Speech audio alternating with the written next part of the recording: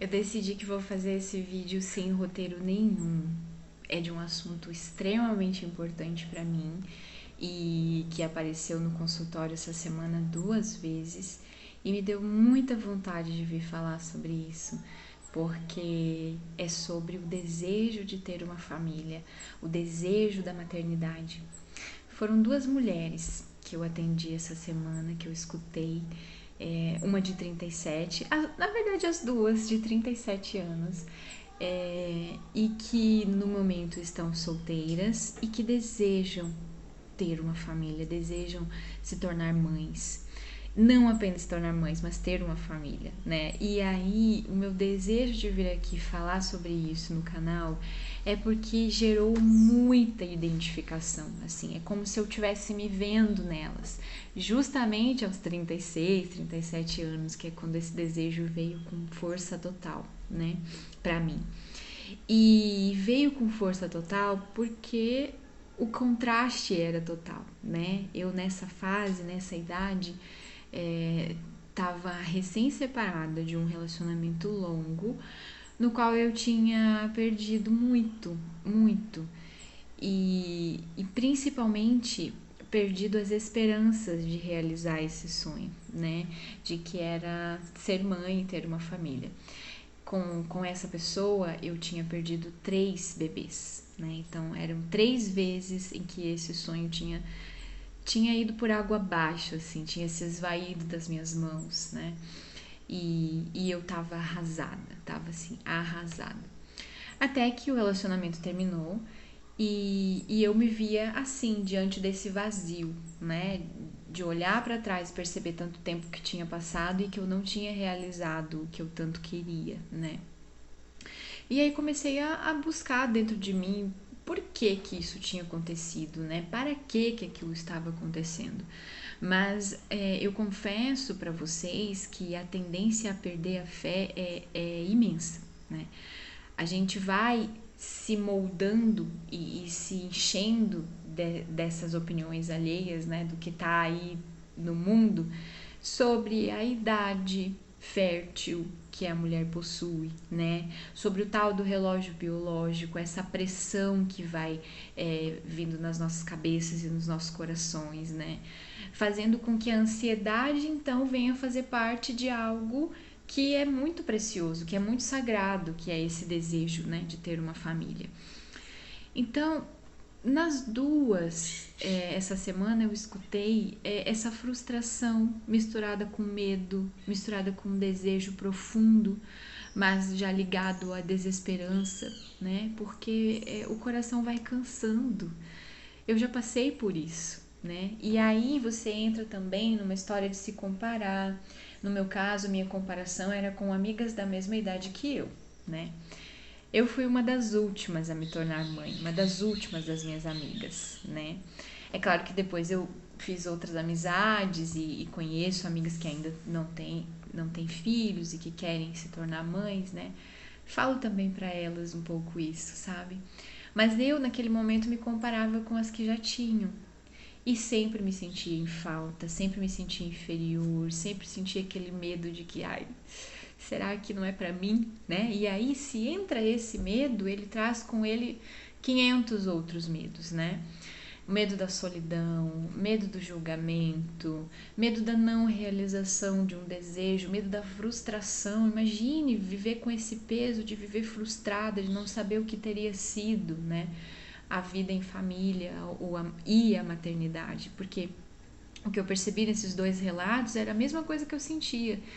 Porque algumas pessoas podem pensar assim, ai, mas hoje em dia é tudo tão moderno, tem produção independente, a mulher que quer ter filho mesmo, ela vai lá e faz produção independente. Cara, não era isso que eu queria, sabe? E foi isso que eu escutei também nas minhas consulentes, não é isso que elas querem. Elas querem um filho e uma família, um filho, uma filha, 2 filhos e uma família. E não há nada de errado nisso, não há nada de mal nisso, em querer uma família. O que é necessário é realmente bancar esse desejo e fazê-lo tão forte o suficiente para silenciar essas outras vozes que vêm amedrontar a nossa consciência, né? Falando sobre a idade, falando sobre a solidão, falando sobre a incapacidade de encontrar alguém legal, falando sobre a indisponibilidade de pessoas que venham ter esse sonho com a gente, né? Então é muita coisa, é um caos mental, né?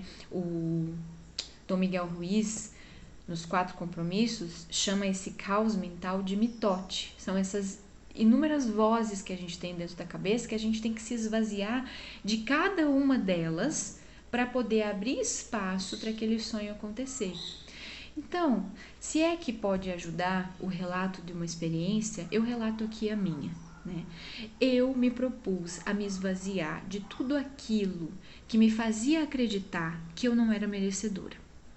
Né? Eu comecei a colocar no papel todas as crenças que eu tinha a respeito da idade, a respeito da dificuldade, da infertilidade, da dificuldade de encontrar um bom homem, né? Eu fui esvaziando tudo isso, jogando para fora, falando, peraí, não é assim, não quero mais pensar nisso, né? E aí eu combatia cada pensamento daquele, eu combatia com um elemento de realidade.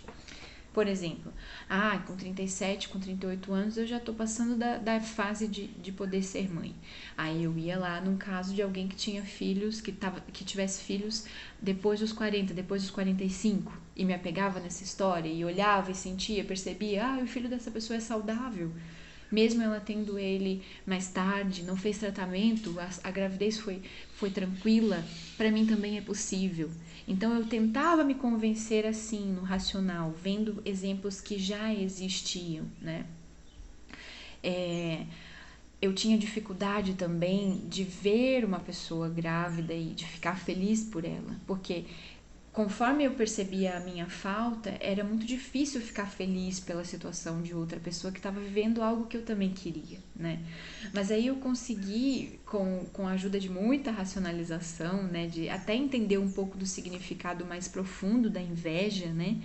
De reconhecer essa inveja, de entender que ela tá ali para mostrar um caminho, para mostrar que, se você sente inveja disso, é porque você também gostaria de estar vivendo isso. Então, o que você precisa fazer para estar vivendo isso que a outra pessoa está vivendo, né?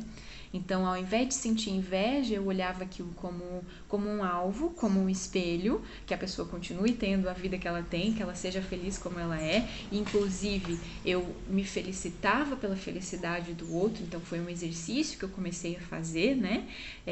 De me ligar na felicidade do outro.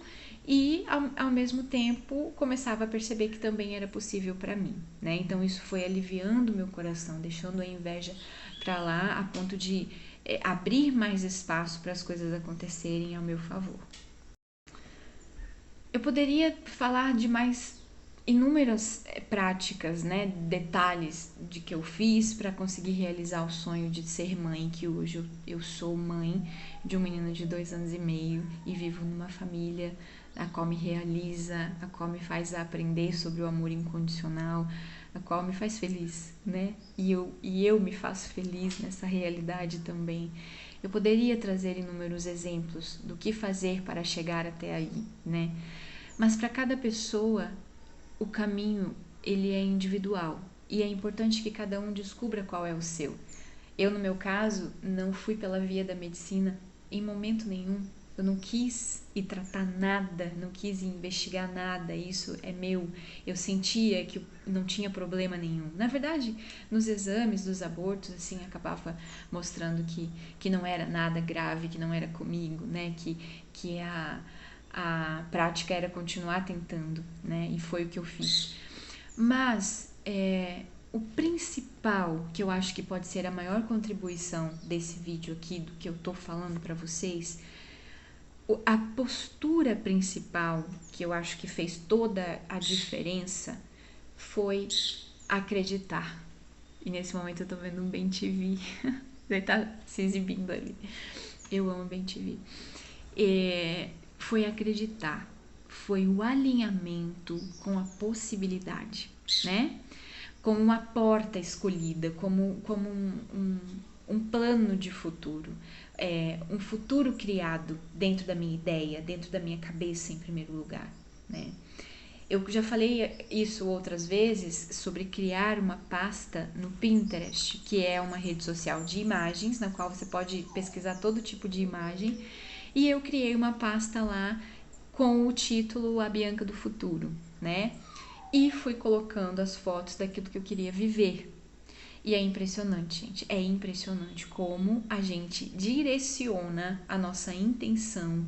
E é como se a nossa mente fosse criando caminhos para chegar até lá. Porque como se a gente realmente está direcionando a nossa realidade através da ideia, através do ideal. E não só ali pelas circunstâncias. Ah, se eu fizer tal coisa, vai dar certo. Ah, se eu não fizer tal coisa, vai faltar.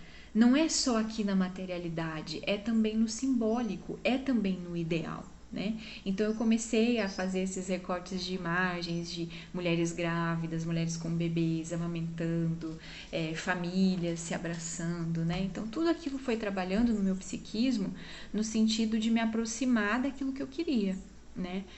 E as coisas foram, né, acontecendo até que aconteceu, né? Assim, são muitos detalhes e tal, mas o mais importante é isso, é dizer que aconteceu, né? E quando eu descobri essa gestação, eu já estava com 3 meses e meio, que foi assim maravilhoso descobrir nessa época, porque as outras eu tinha descoberto antes, então eu ficava ansiosa e aí acabava perdendo com 9 semanas, sabe? 8, 9 semanas.